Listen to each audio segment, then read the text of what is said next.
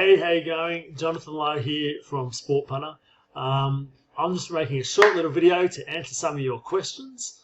And one of the questions that came through the other day was about quarterbacks, and especially new quarterbacks. And how good do we go at backing a team when there's a new quarterback, or backing against them, or overs or unders? And so this occurred the other day when David Mills for Houston was playing in his second game. His first game was a bit of a non-event for him. In his second game, he did a bit better. I think he threw a touchdown pass. He only won throw a touchdown pass in that game, but they still lost, and lost reasonably easily, in fact. So the question was, like, we had a big bet on them. So how does the model go backing new quarterbacks, and how does it go backing against them? So I'm going to have a look at some of the data about this, and I'm going to show you right here. So right here, we have some data back from 2017 onwards, and we're only looking at 15% overlays plus throughout the year. Now, this first one up the top here, this first table at the top, you can see what we've got on the left, just here, is the minimum number of games of one of the quarterbacks. So if we are betting on, if we're betting on a quarterback that's played its very first game, this is how we went. So we've only made 12 bets, and we've gained 23%. So that's pretty good.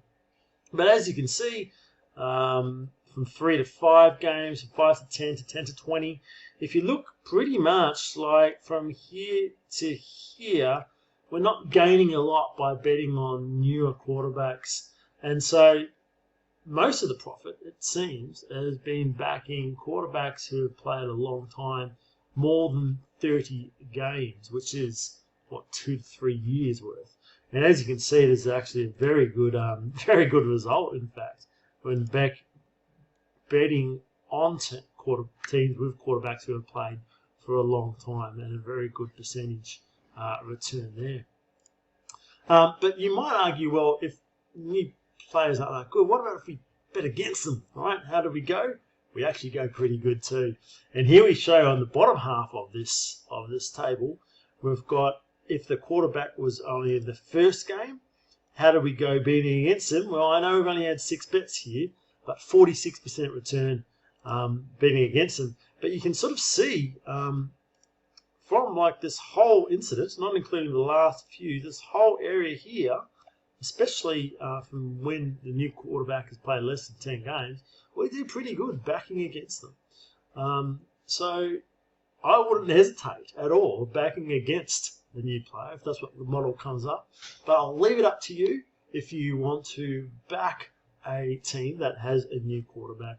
Of course, we've got a reasonably small sample size here we're talking about, so I wouldn't jump to too many conclusions straight off the bat.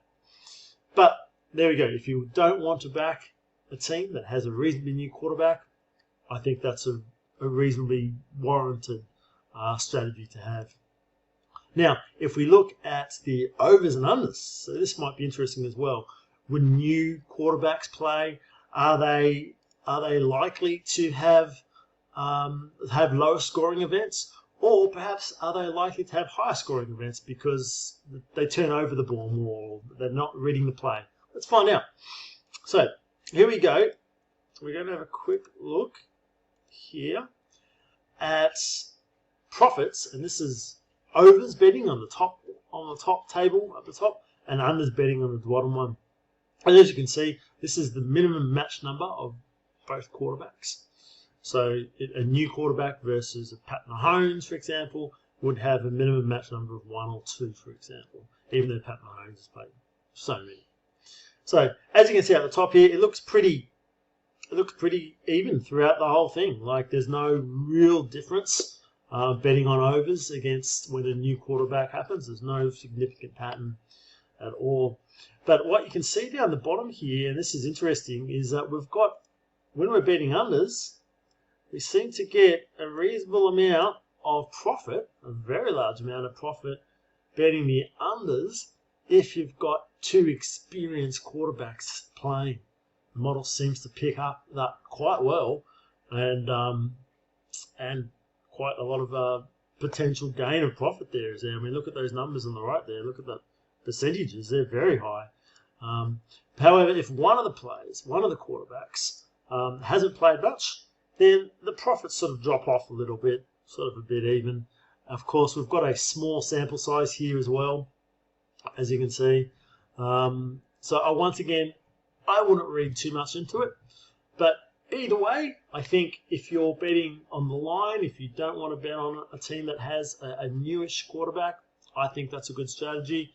And perhaps also betting unders if you don't want to bet on a team that has a new quarterback unders.